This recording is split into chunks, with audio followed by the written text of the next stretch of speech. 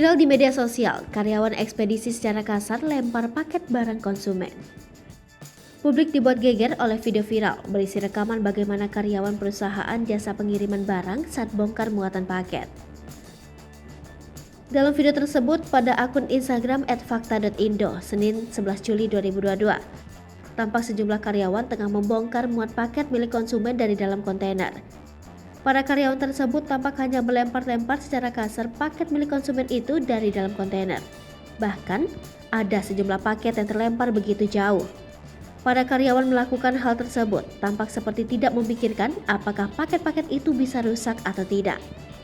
Kontan saja, warganet membanjiri unggahan tersebut dengan komentar-komentar protes.